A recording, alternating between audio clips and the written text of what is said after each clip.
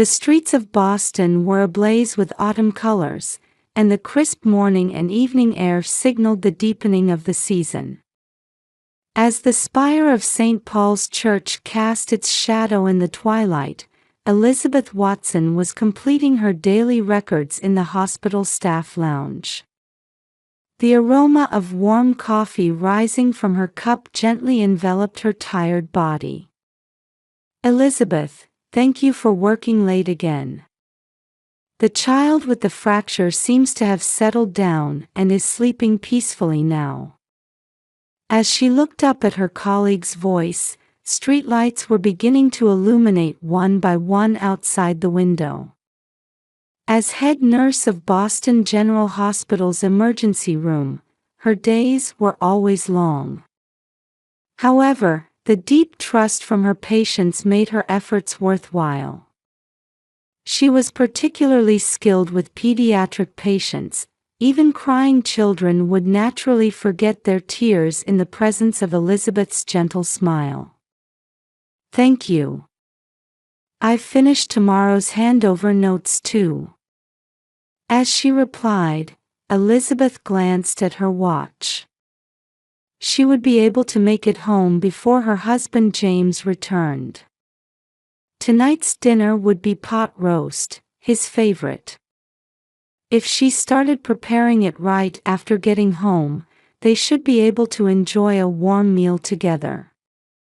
James, who worked as an investment bank manager, was an ideal husband who helped with housework between his busy schedule and always drove Elizabeth to and from church on weekends. Married for 3 years without children, their life together seemed the very picture of happiness. His thoughtfulness in always preparing bagels and cream cheese for breakfast on holidays was the envy of the neighborhood wives. In particular, his close relationship with his sister Rachel was well known in the community. Successful as a luxury real estate agent, she possessed both beauty and intelligence, leading a fulfilling life. She visited her brother and sister-in-law's home 2 or 3 times a week, and was as close to Elizabeth as a real sister. On holidays, the three would often visit the local farmers' market together to select ingredients for dinner. Rachel's presence added color to Elizabeth's life. She would drop by unexpectedly after work, cheerfully sharing the latest gossip, and sometimes seeking advice about her work. Although Elizabeth secretly worried about Rachel's apparent decision to remain single, she never pressed her for the reason. "Oh, Elizabeth. Working late again. It's getting quite cold, isn't it?" As she finished her records and was about to leave the hospital, her mother-in-law Martha appeared at the emergency department. She regularly visited the hospital as a volunteer. For Elizabeth, she was both a good understanding friend and supporter. The way Martha lived strongly even after losing her husband was something Elizabeth deeply respected. "Yes, but I'm done for today. Martha, would you like to join us for dinner? I'm sure James would be delighted." "Thank you, dear, but I'll pass today. I have plans with Rachel. That child, she's been acting a bit strange lately, and as her mother, I'd like to talk with her." Martha showed a slightly worried expression but quickly returned to her gentle smile before leaving. Elizabeth once again realized how blessed she was with her family relationships. Indeed, even though they were in-laws, few people were fortunate enough to have such a warm family. James and Rachel lost their father shortly after their parents' divorce.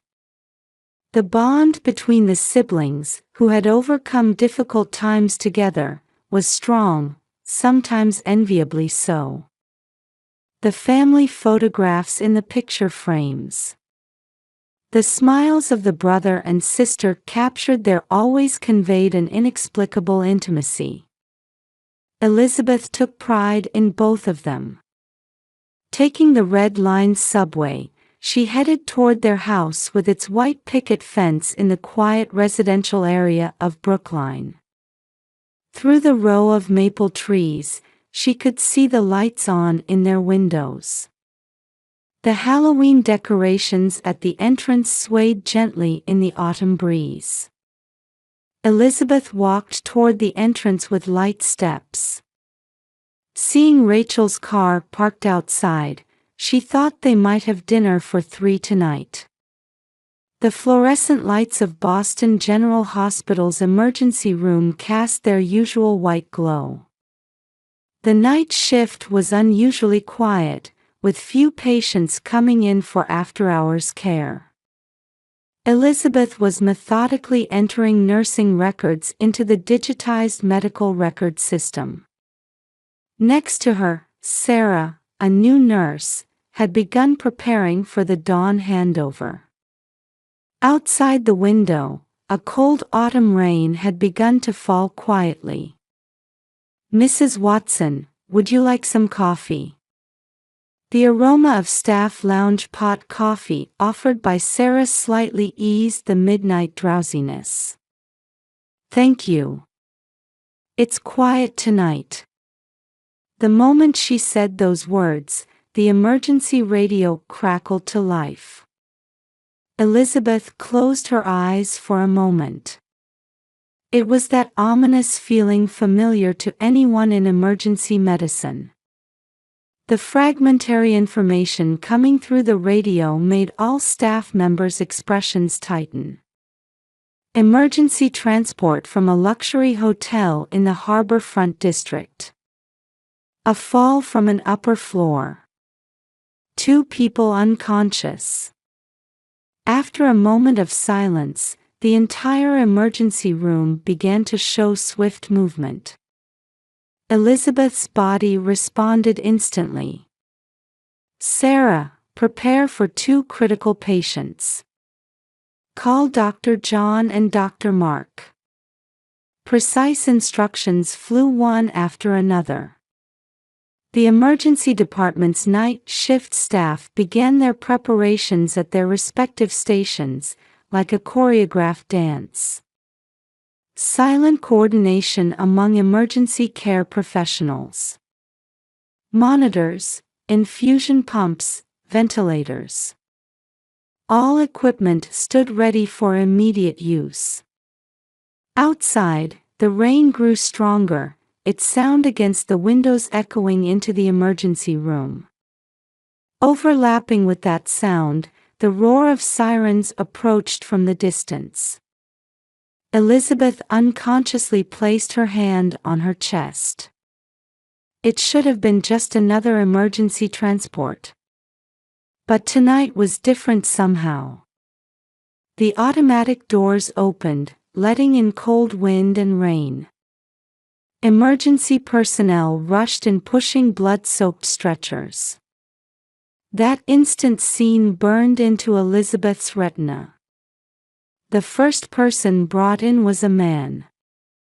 Blood-stained blonde hair. A familiar navy suit. A wedding ring gleaming on his left ring finger. Elizabeth's world suddenly shifted into slow motion. The voices of the emergency personnel seemed distant, as if coming from underwater. The woman brought in next had long black hair stained with blood, her designer dress torn. A necklace at her throat. That profile was unmistakably Elizabeth. "This is..." Sarah was speechless. The 2 people brought into the trauma bay were her husband James and sister-in-law Rachel. The scent of an upscale hotel bar lingered on their rain-soaked bodies. Why are they?" Elizabeth's voice trembled. At that moment, Dr. Mark Smith, the emergency department chief, stood in front of her. The hem of his white coat brushed the blood-stained floor. "Elizabeth, you mustn't look. We'll explain after the police arrive." How long did it take to understand the meaning behind those words? Deep sympathy showed in Dr. Smith's eyes. Medical staff voices swirled around. The sound of 4 preparations. Monitor alarms. Emergency calls to the operating room. All sounds seemed to be coming from far away. Elizabeth stumbled backward. Her back hit the wall. Still, her eyes wouldn't leave the 2 figures.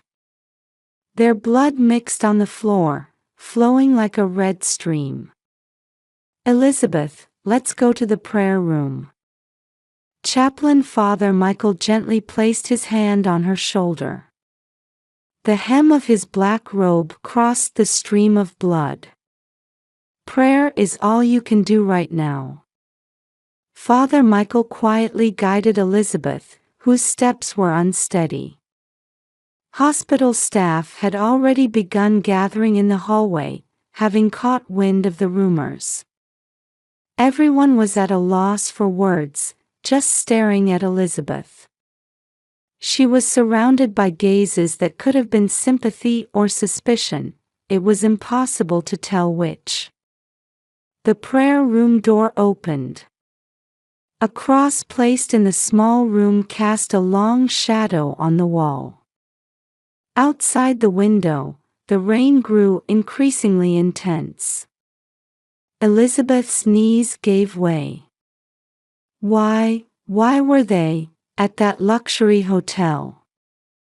Outside the window, new ambulance sirens wailed. A night in the emergency room like any other. But Elizabeth's world had changed forever. The soft carpet silently absorbed her tears. Father Michael's words of prayer quietly filled the room. However, Elizabeth's life nightmare was just beginning.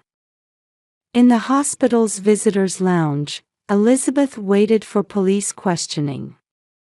Father Michael sat quietly beside her. Outside the window, the eastern sky had begun to show a slight hint of dawn. 2 detectives entered. The older male detective addressed Elizabeth in a grave voice. "I'm David Morrison from Boston Police. This is my partner, Sarah Chen." Elizabeth's body began to tremble slightly. Father Michael gently held her hand. Are they alive?" "They're in surgery. Both are in critical condition, but they've survived." Elizabeth nodded slightly. Detective Chen spoke gently. "We received a report of a fall from the balcony of a suite on the 15th floor of the Intercontinental Hotel regarding your husband and sister-in-law. However," Detective Morrison continued, "based on security camera footage and the scene conditions, we've determined this wasn't an accident." Various thoughts swirled in Elizabeth's mind. Why were they at that hotel? Why late at night? Why from the balcony? We've checked their smartphones. And we found this. Detective Chen took out a tablet and showed her photos. Elizabeth's eyes widened. Smartphone messaging app. From James to Rachel. "We can't continue this relationship anymore. I can't bear continuing to betray Elizabeth. Let's end everything." Rachel's reply. "I feel the same way. Let's end our love that no one could understand. But I want one last time together, just the 2 of us." After checking the hotel's reservation records, we discovered they had been regularly booking the same room for the past 3 months. Detective Morrison's voice seemed to come from far away. Empty sleeping pill packages and 2 suicide notes were found in the room. The detectives waited quietly. Various memories raced through Elizabeth's mind like a kaleidoscope. Rachel's smile during weekend brunches. The unfamiliar perfume lingering in the master bedroom. Her husband's increasingly late returns home. Rachel's words about never marrying. The strangely intimate photos of the siblings in the family album. We've received testimony from Martha Watson. Detective Chen continued quietly. According to their mother, this abnormal relationship began around the time of their parents' divorce 15 years ago. After their father's death, it developed into an even deeper dependence. The sound of rain grew stronger. The marriage was a facade, wasn't it? Elizabeth's voice was surprisingly calm. Yes. We found words of apology to you saved on James Watson's phone. He wrote that the marriage was to maintain social appearances. Did they attempt double suicide? We have to conclude that. After taking large doses of sleeping pills from the balcony. The security camera captured them holding hands as they jumped. Detective Morrison's words trailed off. We also found a confession scheduled to be posted on social media. It was set to auto-post at 9 a.m. this morning. Detective Chen operated the tablet. James's social media account. I apologize for ending years of lies and sins in this way. My sister Rachel and I have been trapped in a love that no one could understand. Elizabeth, I am truly sorry for involving you. When she finished reading the confession, Elizabeth quietly stood up. Outside the window, the dawn light had begun to faintly color the rain clouds. I must go to their rooms as their assigned nurse. I have a duty as head nurse to protect patients' lives. Her voice didn't tremble. Elizabeth, you are completely blameless. You bear no responsibility for their actions. Elizabeth nodded slightly at Detective Morrison's words. Thank you. But now, saving patients' lives takes priority. Elizabeth took a deep breath and left the lounge. Rumors had already begun circulating among hospital staff in the hallway. However, she walked toward the nurse's station with dignified steps. 1 week after the incident. The October sunlight streaming through the intensive care unit window felt strangely white. Elizabeth stood in the hallway in front of the hospital room, her hand on the doorknob, unable to move. Mrs. Watson, you don't need to force yourself. The voice from behind came from the ICU chief physician. No, I'm all right. I am this hospital's head nurse. Though she answered this way, her hand was trembling. For a week, she hadn't been able to enter the room. Days plagued by nausea and insomnia. Food wouldn't go down her throat, and her stomach wouldn't even accept coffee. Still, she came to work every day and carried out her regular duties. Elizabeth, let's go home today. Her colleague Sarah gently placed a hand on her shoulder. But Elizabeth shook her head. I need to check the nursing records. The records contained everything written in cool medical terms. Every time she read the charts, Elizabeth's chest tightened. Rumors had spread throughout the hospital. The gazes of colleagues passing in the hallway, conversations that suddenly stopped in the break room, an occasional whispered, "Poor thing," reaching her ears. A week ago, she had been this hospital's proud head nurse. She had earned deep trust from patients and respect from staff. Martha waited for her in the waiting room. James and Rachel's mother looked as if she had aged 10 years in a week. "Let me explain everything." Martha's voice contained deep exhaustion. 15 years ago, right after the divorce, I noticed. But I didn't want to acknowledge it. The abnormality of their relationship. The result of my continued denial. Elizabeth sat silently and listened to Martha's words. The family breakdown after the divorce. Their father's suicide. How the relationship between siblings who should have supported each other gradually became twisted. And then, the false marriage to maintain appearances. "I'm so sorry for involving you." Martha's tears fell to the waiting room floor. That night, Elizabeth visited the church for the first time. The usual Sunday worship place now felt strangely detached. The Lord gives us trials. But He never gives us trials we cannot endure. Father Michael's words quietly echoed through the church. "But Father, why would God?" The darkness in human hearts runs deep. Yet it is also the human heart that can shine light on that darkness. The setting sun streaming through the stained glass windows dyed Elizabeth's praying figure red at the altar.